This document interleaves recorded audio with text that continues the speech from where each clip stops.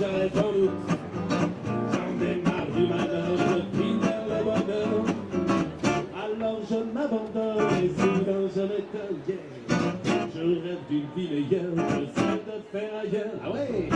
Alors je m'abandonne et soudain je m'étonne, je rêve d'une vie meilleure, je sais de faire ailleurs. Mais qui c'est, je vis ailleurs.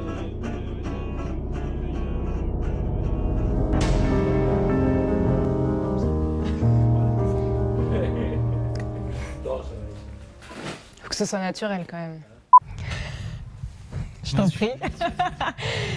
Bon alors moi c'est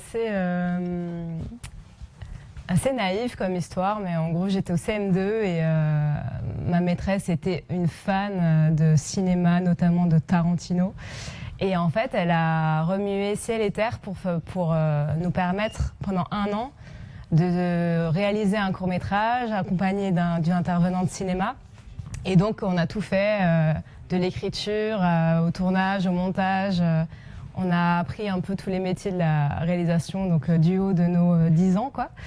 Et moi, c'était une expérience en fait qui s'est révélée ultra déterminante pour la suite, parce que tous les soirs, je rentrais et j'allais voir ma mère et je lui disais « je veux faire du cinéma, c'est ça que je veux faire ».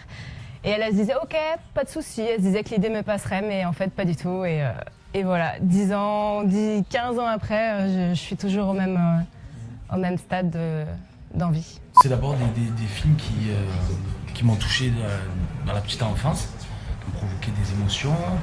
Et puis moi d'abord j'ai commencé en étant comédien, je voulais être comédien. Et puis après les envies se sont affinées et je me suis rendu compte que j'avais plutôt envie de raconter des histoires que d'être devant la caméra. Et puis je pense qu'à un moment j'ai perdu le désir, quoi.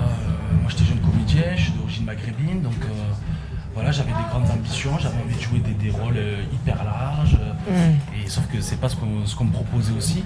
Donc je pense qu'il y a ça, et puis je pense qu'il y a aussi le fait que j'avais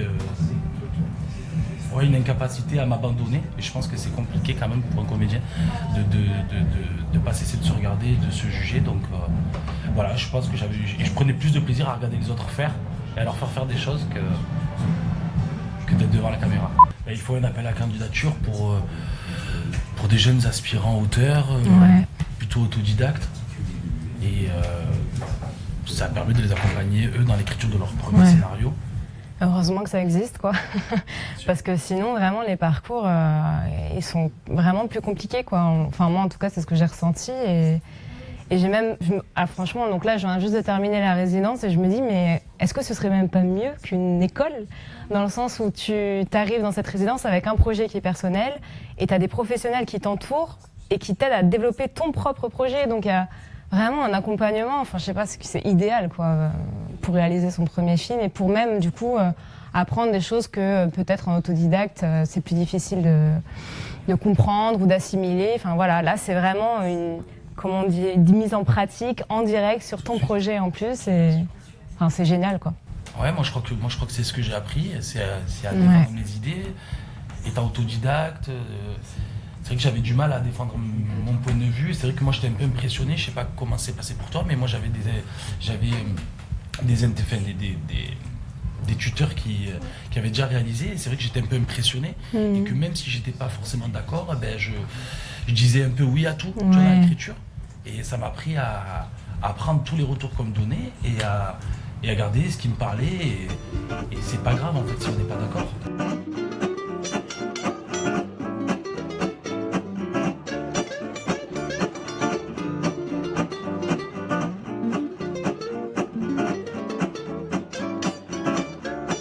C'est-à-dire qu'on se fait des retours, c'est un peu comme une écriture à deux, sauf que l'auteur a le fin mot. Ouais, et puis l'auteur, ça permet aussi à l'auteur de découvrir son univers, quoi, mine de rien, je sais pas toi, mais tu réalises que, voilà, effectivement, tu es sensible à un certain genre, un style psychologique précis, enfin, effectivement, je suis d'accord, ça aide à travailler son sens critique et à défendre ses idées, quoi. Je sais pas toi, mais en tout cas, nous, on a vu la structure Ouais, type. ok. Voilà, on a vraiment fait un petit cours de dramaturgie. Voilà, un film, c'est quoi Des images, du son. C'est des images. Non, mais parce que je parle en termes de dramaturgie. En fait, Ouais. je vais reprendre la phrase. Je sais plus ce que je dis. Trop drôle. Non, mais tu vois la base de la dramaturgie et puis tout de suite, t'enchaînes. C'est 3 fois 10 Ouais. jours. La première session, c'est à Jendou. T'as un peu Moi, je trouve. d'une semaine. Ouais, moi je trouve que justement ça, on y passe très vite et ça va plus loin que ça parce qu'en vrai, quand j'avais candidaté à Jindou, j'avais déjà lu tous les bouquins d'anatomie du scénario et tous ces trucs ultra codifiés et structurés, en fait chiants, disons-le. Et je trouve que pour le coup, là, à Jindou, ils se tiennent pas forcément à cette structure et justement il y a prendre cette liberté aussi avec ces codes de la dramaturgie. Et rajouter un peu d'émotion, de sensibilité, voilà, de choses qui font qu'à la fin, ton film, il n'est pas juste efficace, mais qu'il y a une vraie histoire avec des personnages qui ressentent des choses, quoi.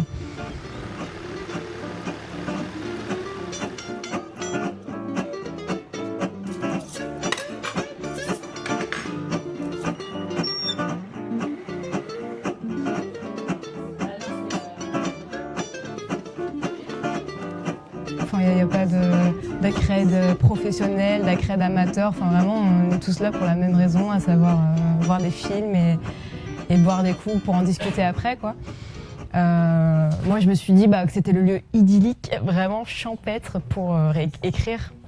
C'est le rêve pour tout auteur, je pense, que comme tu as dit, de se mettre dans une bulle comme ça à la campagne et juste écrire, quoi, voilà. Se retrouver face à soi-même et écrire. Voir des films.